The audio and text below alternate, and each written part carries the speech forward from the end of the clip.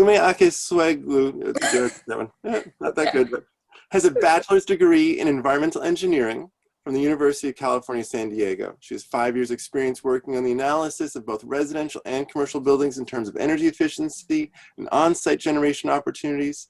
In her role, Umay provides services in building in performance design, zero to energy design, daylight modeling for architects and utility clients. She also works on the greenhouse gas emissions forecasts and reduction measures to meet clients' decarbonization goals at DNVGL. And Emily Higbee is Redwood Energy's Director of Research since 2018. She's a graduate of Humboldt State University with her environmental engineering degree.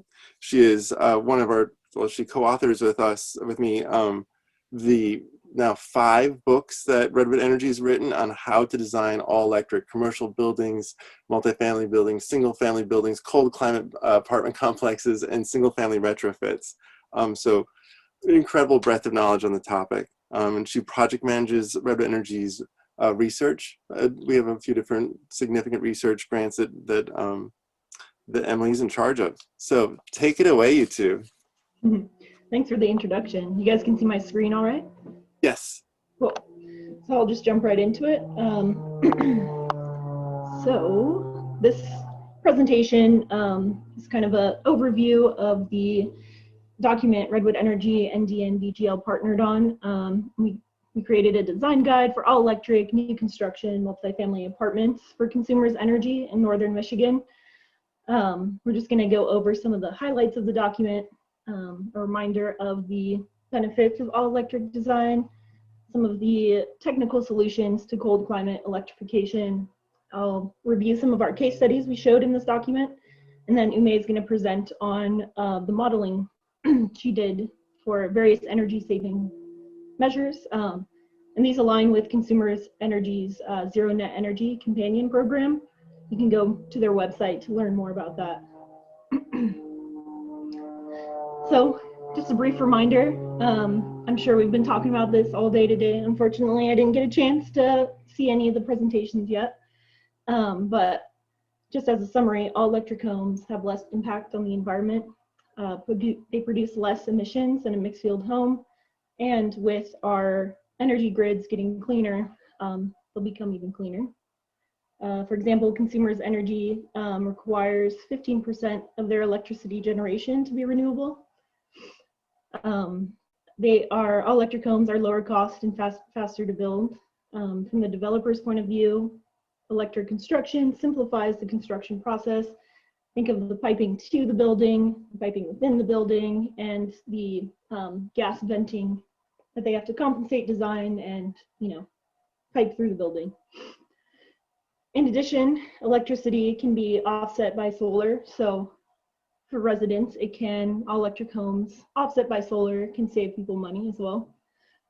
And lastly, improved tenant comfort.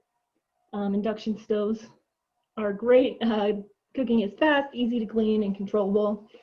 And heat pumps provide continuous heat at just the right temperature compared to furnaces. Those are just some of the highlights. And now I'm going to go over some of our technical solutions. Part of this document is a large product guide focused on cold climates. So once the document released, you guys can see the full product guide there. The main goal of this project was to find the products that go in low outdoor air temperatures. And for reference, the area of Northern Michigan has a design temperature of 0 degrees. This is just kind of an overview, but just saying there are lots of heat pumps out there that do operate in low temperatures. I'm going to talk about a few more here. So these are cool products. They are heat recovery and energy recovery ventilators, but they also have heat pumps within them. So, they're applicable for small or passive house apartments. And they also filter in fresh air. So pretty cool products. These are packaged terminal heat pumps, slightly bigger than the products before. And, comparing these to ductless mini splits, you can save up to 30% of installation costs compared to the mini split systems from not installing refrigerant lines throughout the building. This is the Nova on the left, on my left, And that goes on any exterior wall. And the one on the right here is a vertical terminal heat pump, so it fits inside like a closet-like space. And they both go to negative outdoor ambient temperatures. So mini splits, I know you're all probably familiar with these. They are a slightly bigger version of what we saw before. And there has been quite a lot of innovation on mini splits because they are so popular. This higher product, for example, will go down to negative 31 degrees with no capacity reduction. So that's pretty awesome. And then Mitsubishi is another leading mini split manufacturer in cold climates. And then addressing hydronic heat pumps, they range in size, but for radiant floors and ductwork, you need temperatures up to like 130 degrees, and ground source heat pumps can be a source for that. And there's one here shown by a water furnace. And then an interesting design problem, which we've had a webinar before to address, is getting radiators up to getting water for radiators up to 180 degrees Fahrenheit with heat pumps. And there is a specialty product by Transom, and they have a solution to this. We've recorded that webinar and it's on our YouTube. So you can go there to learn more about their system.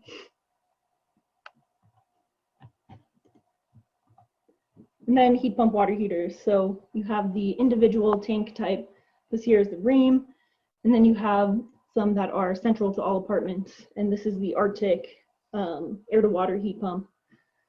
And just to compare to standard electric resistance water heaters, the heat pump water heaters, individual tank shown here, can use up to 1/3 to 1/6 of the electricity used by the, comparing it to the resistance water heaters. And typically, these systems in apartment buildings, they can be within the envelope. So we've designed a few where they're located like off the hallway, for example, because they don't necessarily go to super low temperatures, but they do have electric resistance backup. And now I'm gonna just show some of our case studies. The full descriptions will be in the document and you guys can read more about them there. So these are two apartments. One's in downtown Ludington and one's in Capitol Park in Michigan. They both have above code wall insulation and attic insulation and minimum efficiency heat pumps and electric resistance water heaters. And without solar, they have affordable energy bills, $60 to $70 a month. And the lessons learned here for these projects, that it was lower cost to install a right-sized heat pump than a wrong-sized gas furnace. The smallest gas furnace produces too much heat for a code minimum modern apartment. You can get modulating furnaces, but they do cost more than your typical heat pump. And with the heat pump, you get both cooling and heating.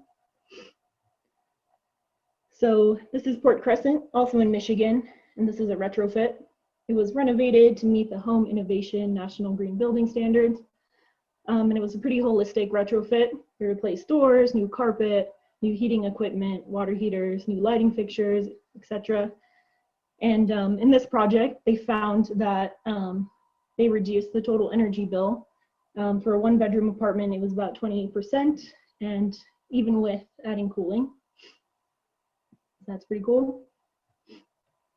This is another project in Michigan.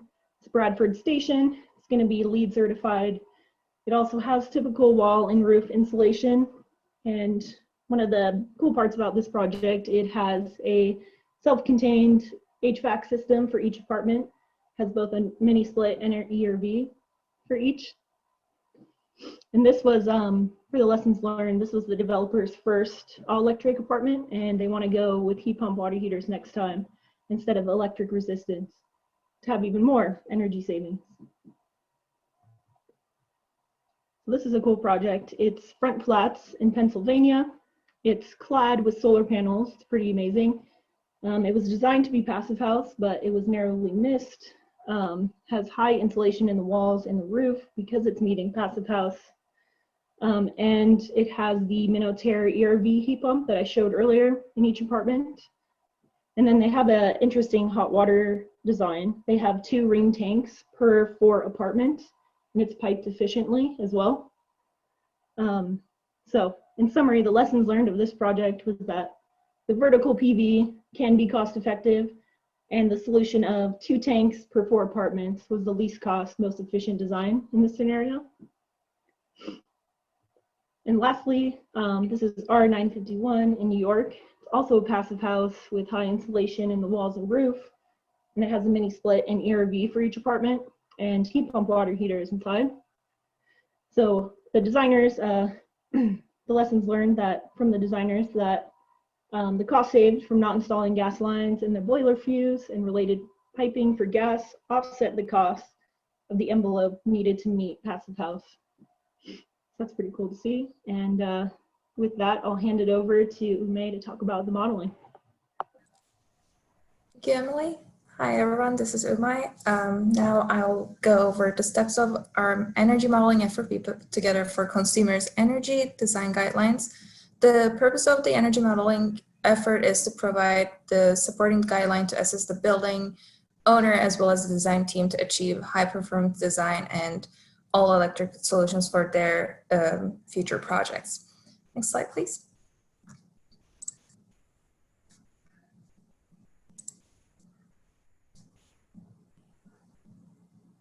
Thank you.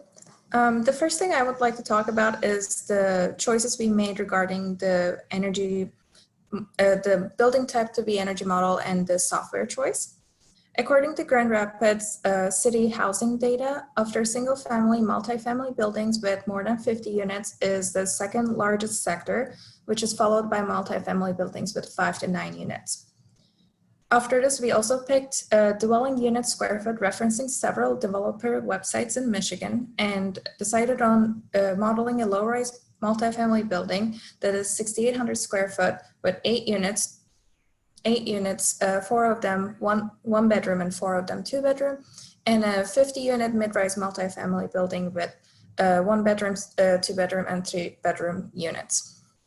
For the software, we decided to go with the REM-rate software. On top of calculating the general energy modeling needs of energy consumption and cost of operation, the REM-rate software is capable of conducting HERS ratings, and it is also capable of performing various different analysis such as Energy Star, multifamily new construction home analysis, and DOE certification. Next slide, please. Regarding our energy models, we had several energy conservation measures we decided to implement to see the savings impact.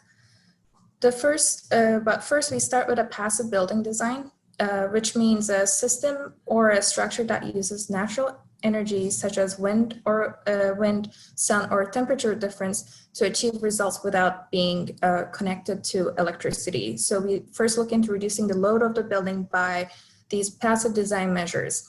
After this, we follow a right steps, right order approach through our iterative modeling analysis.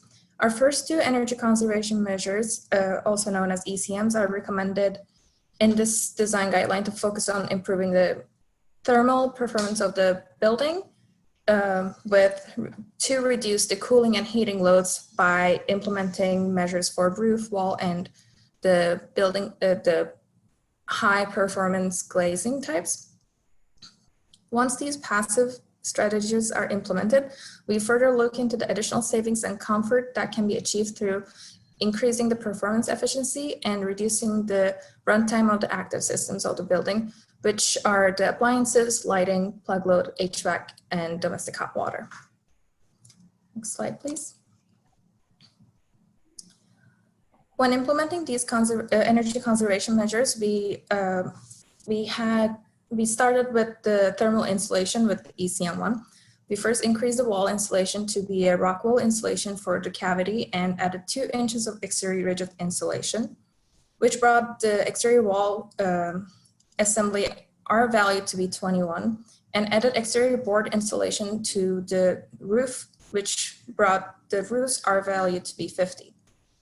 For ECM2, we upgraded to high performance triple pane glazing, which has a U factor of 0.2 and a solar heat gain coefficient of 0.23.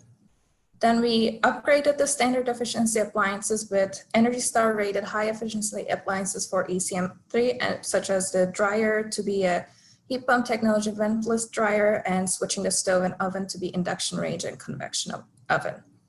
For ECM4, we switched all lighting to be 100% LED fixtures and implemented smart plugs to manage receptacle load. We also achieved mechanical ventilation for ECM5 through energy recovery ventilators to take off the space heating load. Next slide, please. After ECM5, we decided to take two pathways to see the impact of domestic hot water and space heating efficiencies impact. So for the first path, we called it the better design by implementing high efficiency hot water by switching the standard efficiency electric water heater with a heat pump water heater with UEF value of 3.45 and upgraded the packaged terminal heat pump with a mini split system with SEER 24.4 and HSPF of 12.8. For the best design, we implemented equipment with premium efficiency levels. So this meant a heat pump water heater with a UEF of 4.0 and a mini split system with SEER 29.4. Next slide, please. When implementing these measures, we had to benchmark this against a baseline. As the first start, we followed IACC 2015 code for which is the code that Michigan follows for their multifamily buildings. For this, we created a baseline model, but we also wanted to see what we would expect as energy consumption for a multifamily building today. So for this, we looked into what to expect for the building's energy use intensity. Next slide, please. Looking at the 2030 AI directory, we saw that the national average EUI for low-rise apartments is 43.9, which means that a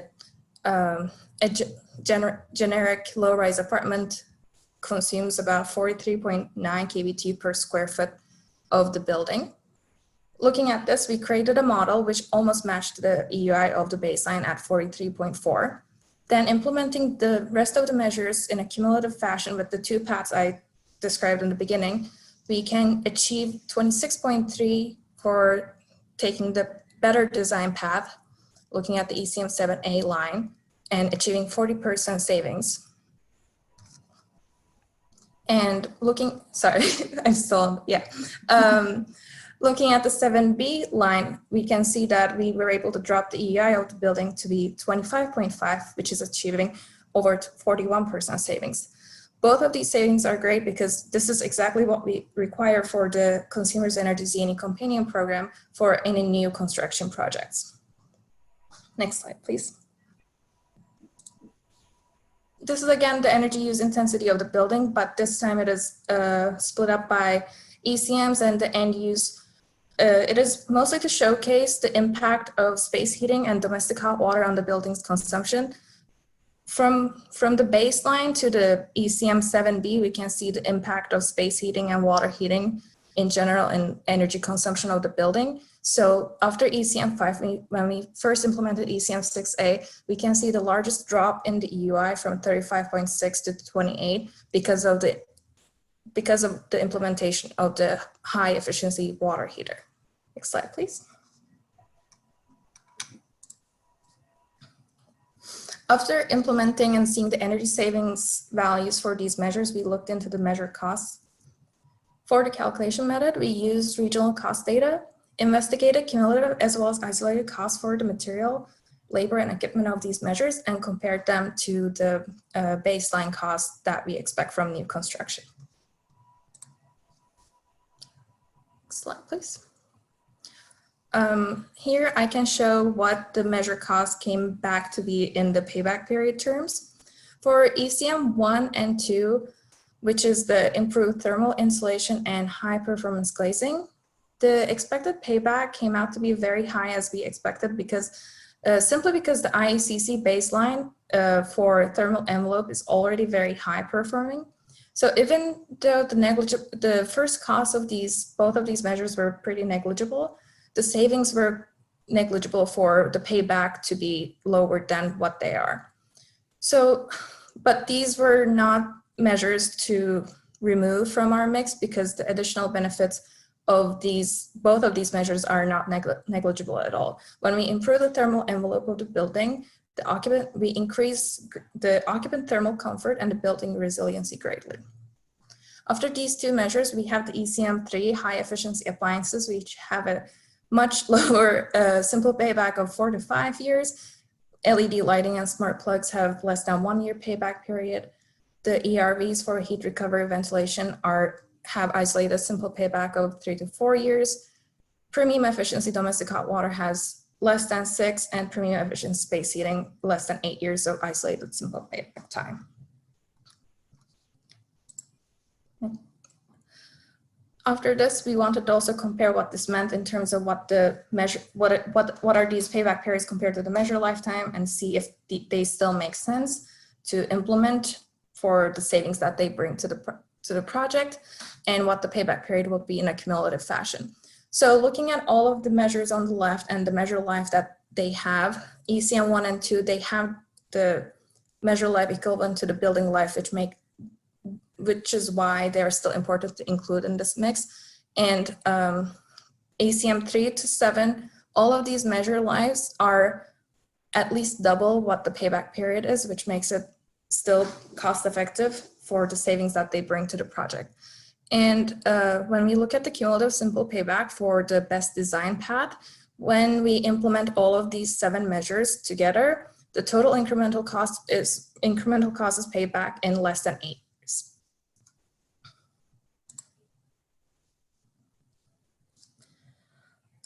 Next, we wanted to look at, even though ZNE program cannot incentivize renewables at this time for consumers' energy, we still wanted to look at the benefits of generated electricity on site. So for this, we modeled a 38 kilowatt solar array to be present on the building site, and the array is modeled to generate and offset 100% of the proposed best design models and annual energy consumption. The biggest impact that we saw from the solar arrays addition, even with the cost that it comes with, it greatly shortens the payback period of the cumulative measures. So for the best design path, when adding the solar into the mix, the cumulative payback period of the low-rise building goes down as low as 6 years. And the other thing we wanted to showcase here is a comparison of our all-electric building to a code equivalent mixed fuel version of the same building. And from the chart, you can see that the annual energy use intensity of the mixed fuel baseline is much higher, even compared to our all electric standard model at 65.4. And our all electric standard baseline is 43.4, which demonstrates that our all electric scenario results in deeper energy savings. Next slide, please. The design guidelines and the modeling efforts that we have presented today have the overarching mission of reducing the dependency on greenhouse gases, which aligns with the clean energy plan of Consumers Energy. In 2019, Consumers Energy published a clean energy plan in order to better serve their people, the planet, and Michigan's prosperity over the next 20 years, and created a plan that outlines the detailed strategy to meet their customers' long-term needs and identify the goals to be achieved by 2040. All of these, the goals included ending coal use to generate electricity, reduce carbon emissions by 90% compared to the 2005 baseline levels, and meet customers' needs with 90% clean energy resources. Next slide, please. So lastly, we wanted to look into our design's impact on carbon emission reductions that we can achieve. To calculate the annual GHG emissions for this modeling analysis, we referenced the published emission intensity factors for Consumers Energy's owned and purchased electricity for years, the baseline year 2005 and 2017 to 2019. The emission factors were forecasted for the next 20 years based on these values and the reduction targets published by Consumers Energy. And for the natural gas, we used the factor that was given by EPA. The mixed fuel baseline and the all-electric baseline, as I mentioned before, are modeled to have the same end-use consumption, while the mixed fuel baseline has space heating, water heating, oven, and dryer to be natural gas equipments. Then we calculated annual GHG emissions for each building by multiplying their annual energy consumption by the annual emission factor. In the chart, you can see the comparison between the 4 building types that we modeled and their greenhouse gas emissions on an annual basis.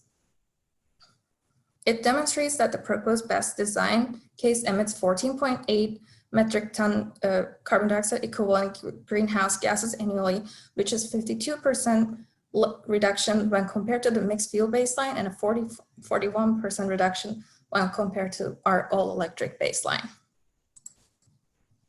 Next slide, please. To conclude, all our recommendations that are listed in our design guideline and showed through our modeling effort are to benefit and are the benefits for a path to Z&E. So we have already proven the considerable energy savings that we can get from all of these measures, the increased building resiliency, dependable space conditioning and heating, increased thermal comfort, and lower greenhouse gas emissions. The incorporation of all of these elements in the project's design as well as construction will help in assuring that the building will not only be enjoyed by its residents, but it will be resilient to be enjoyed and comforted by future occupants as well. Next slide, please. With that, that will be concluding our presentation. And I would just like to thank you for listening. And I hope we have all of you excited for the design guidelines to come. And our completed design guideline will include this type of energy and financial cost analysis, as well as the case studies that we have mentioned earlier. We put a lot of work into it with the intent that it will be a comprehensive and informative document to achieve all electric performance on the future of multifamily projects. Thank you. Woo! Man, I was a part of that project the whole way and I loved it the 3rd or 5th time I saw it. Dang, it was great. You guys are awesome. Okay, so there's questions on the side. Robert Roby asked what was the average size of the apartments that you were modeling, Umay? For the low-rise building, we had 2 types, the 1-bedroom and the 2-bedroom. In the 2-bedroom, we had 900 square feet and 700 for the single bedroom. Very reasonable. Ivana said, these presentations are so dang good. Thank you, with capital letters. Frank Crawford, I don't know if either of us know of any installations of hair in cold climates. Frank is doing work up in Canada, and so he's been on the hunt for the best cold climate heat pumps. Anyone, as a part of the conference, you guys can go to the chat and speak to that. But I don't know if you guys know, Emily, Umay, any hair installations in cold climates? I do not, no. No, we know it's spec sheet, but we don't have any friends at hair yet. Khan wants to know that he's looking forward to reading the paper. Deborah said cold climate heat pump, yes info. Khan.